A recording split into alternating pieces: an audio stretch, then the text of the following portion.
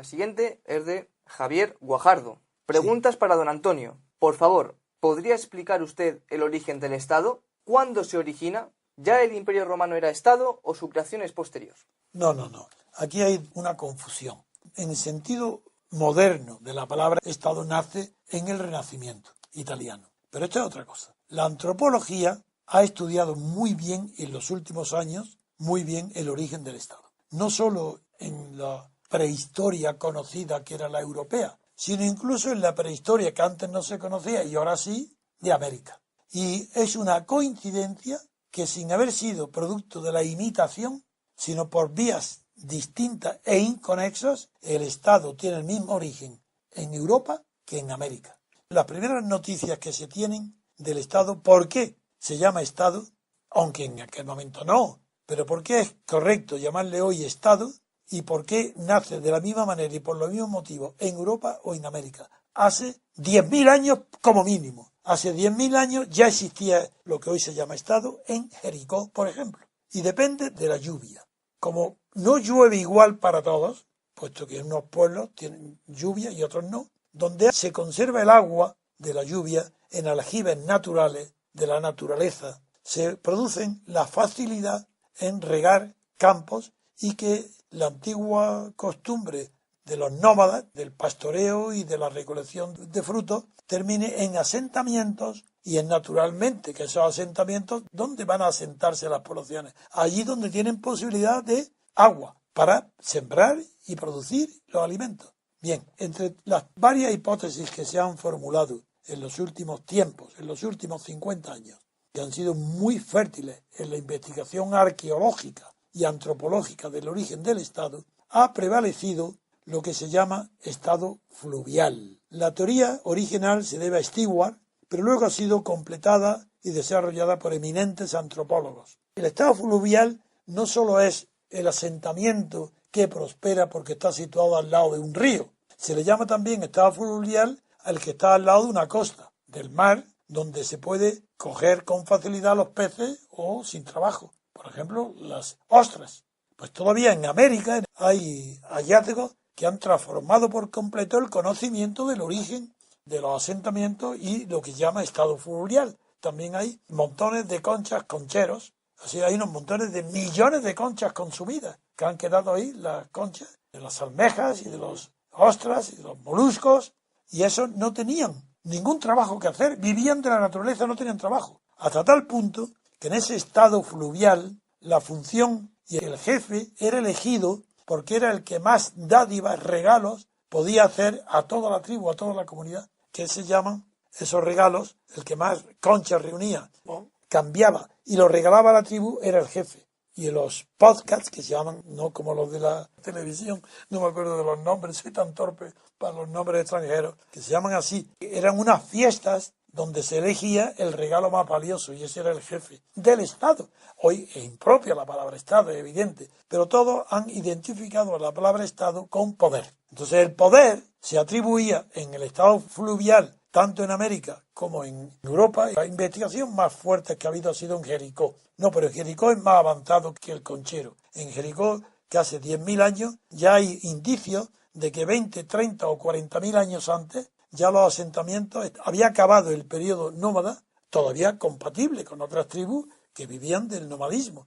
Pero en el asentamiento sí es importante conocer que el asentamiento, lo primero que se construía era un templo. La primera construcción, con los árboles, las palmeras, vegetales, lo que quiera. Pero lo primero que se construía en un asentamiento, antes que la habitación de una familia, una tribu, era un templo. Es el origen de las ciudades.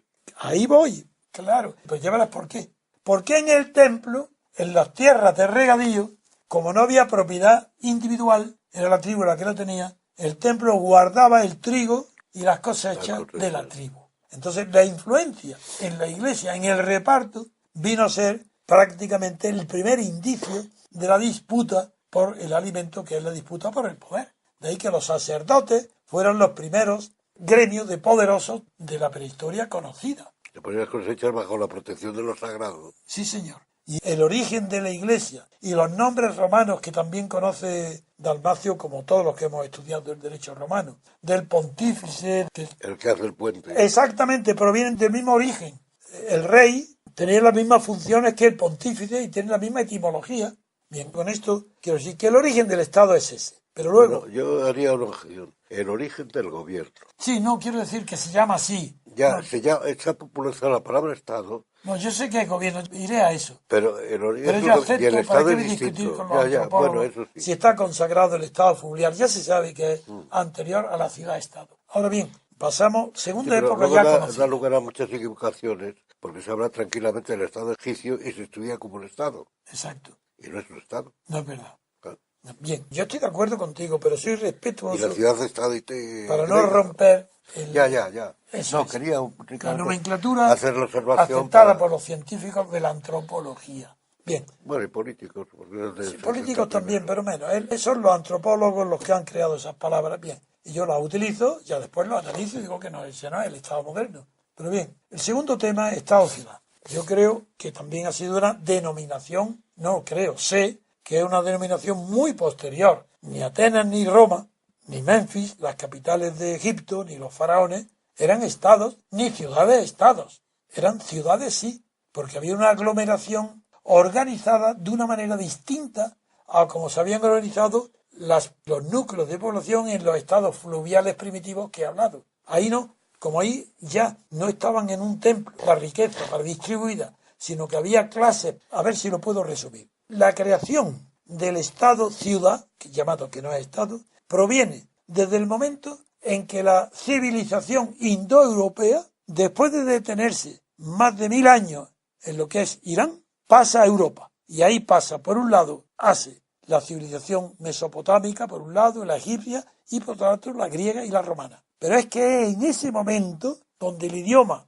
iraní todavía prepondera en las raíces, lo sabemos por los estudios maravillosos de los lingüistas actuales, prepondera sobre el origen hindú, la emigración de tantísimos años indoeuropea es la que funda lo que se llama ciudad-estado, donde hay una organización gentilicia. No hay matriarcado ni nunca lo ha habido. Esos fueron errores de Carlos Marx y de Federico Engels, porque tomaron al pie de la letra la hipótesis de Bachofen, un antropólogo alemán bueno, muy bueno, pero que cometió el error de creer, uno, que las amazonas habían existido, dos, que las madres, que el matriarcado había tenido existencia real. No, Bachofen confundió algo que ha durado la confusión hasta hace poco, hasta los años 30. Si hasta los años 30 del siglo XX ha durado la confusión de creer que el poder de la madre y de las mujeres había fundado el matriarcado. Y lo deducían porque la alineación de las urbes, de las ciudades metropolitanas en Roma,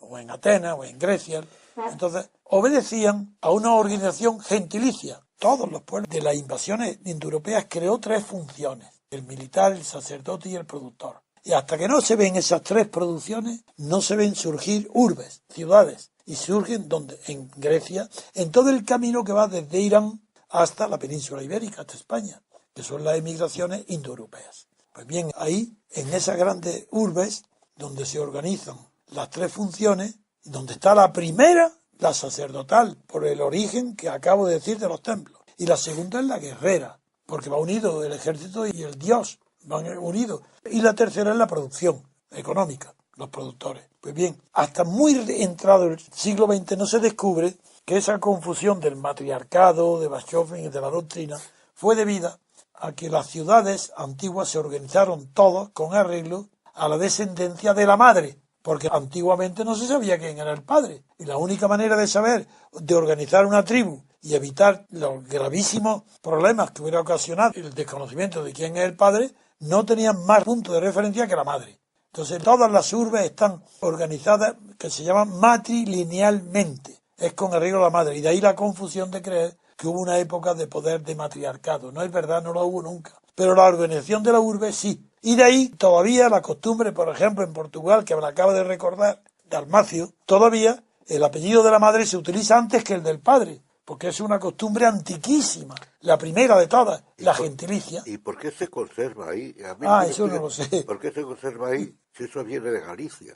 Portugal viene de Galicia. No. Portugal no viene de Galicia. Bueno, ni Galicia viene de Es la Portugal. reconquista que Habla de la Reconquista. avanza por ahí. Pues no lo sé. ¿Por qué la ha conservado? No lo sé. Lo que sí sé es que primitivamente no había más apellido que el materno. Es más, a la antropología y a mi conocimiento y estudio de la antropología le debo mi éxito jurídico y filosófico antropológico en la independencia de Guinea. Voy a decir por qué. Antes de que ni me pasara por la imaginación la posibilidad de que yo tuviera contactos con ningún pueblo africano, yo conocía ya a la perfección todos los grandes maestros de la antropología. Y estaba estudiando a Levi Strauss sus conclusiones sobre las líneas maternas, porque no me aparto nunca de donde empiezo mi reflexión, haciendo ver cómo los pueblos primitivos, en todos, sin excepción, aunque el estudio lo había hecho en Brasil, el estudio de campo, que se llama, vio una cosa que llamó la atención fue que cuando una mujer tiene hijos, el responsable de la educación del matrimonio y del hijo no es el padre, es el tío, hermano de la madre. ¿Y eso por qué? Entonces ya, claro, mi conocimiento de la antropología me lo he explicado clarísimamente, porque todo viene de la organización matrilineal. Entonces, la madre era el centro. El hermano de la madre se sabe quién es. Él es el responsable de los hijos, quien le da el matrimonio, quien le hace la circuncisión, quien tiene los problemas de la antropología que se llama la sociedad avuncular. Hasta tal punto, lo que digo es universal, que se llama sociedad avuncular, la sociedad que gira en torno al poder del tío hermano mayor de la madre. La conclusión es que el estado llamado fluvial no es correcto, una palabra, pero los antropólogos la emplean, yo lo respeto y me da igual. Luego, en Grecia, Roma y Egipto, la organización es la matrilineal, incluso los faraones, todo lo mismo, que eso hoy en los pueblos primitivos todos es lo mismo, y que incluso la ordenación de Roma, la capital Roma, el diseño de Roma, está hecho con arreglo a las líneas maternas, la ciudad de Roma. Después de ese tema ya paso al Estado, que es la pregunta que me hacen. El Estado, tal como hoy lo conocemos, lo inventó Florencia, una nación que era la Toscana, que la capital era Florencia, pero era Toscana. Y ahí la industria del gremio del algodón y del tinte, sobre la que dominaron, hicieron la fortuna los Médicis, lograron una fortuna tan grande que los Médicis lograron tener bancas en toda Europa, antes de alcanzar el poder político. Tuvo el poder económico hasta en Acre, en Jerusalén, en Palestina, hasta ahí tenían bancas los Médicis, antes del año 34, 1434, estoy hablando, siglo XV. Es cuando Cosme de Medici es desterrado por miedo al poder, es desterrado a Venecia, y allí en Venecia hace también aliados, se produce la batalla contra Milán, que no llegó a realizarse porque terminó en un matrimonio. O sea, que terminó mal. No, terminó bien, se ahorró la batalla, pero había un general muy astuto que había estado al servicio del Vaticano, que era Erasmo, que fue llamado Gata Melata, por la facilidad que tenía de no presentar batallas, sino huir de todas las batallas y no tener bajas. Bueno, lo contrató Venecia para hacer la guerra, y los duques de Milán, que se casaron, una de ellas, la hija se casó con Sforza, Ludovico Sforza el Moro, y eso evitó la guerra, que se llamó la Paz de Lodi. Cuento esto porque es muy importante para lo que estoy hablando, y es que el Estado se crea cuando después de la Paz de Lodi, Cosme de Medici, que está desterrado en Venecia, vuelve como triunfador a Florencia. Y entonces ahí ya Maquiavelo lo cuenta todo en la historia florentina, quien quiera que lo lea ahí.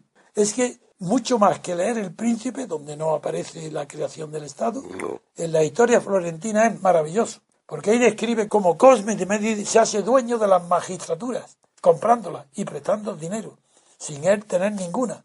Y he leído luego, aparte de eso, de Maquiavelo, cómo Cosme imita lo que ha hecho en su empresa para ser el hombre más rico del mundo, y no hay duda ninguna. Eso sí que están las fortunas comparadas, y el hombre más rico del mundo de esa época era Cosme de Medici, sí. Y crea el Estado sin él tener ningún puesto. Él nunca es jefe del Estado, ni presidente de la República, porque era una república. No, él renuncia, no tiene puesto, no lo necesita, porque tiene comprado a todos los magistrados.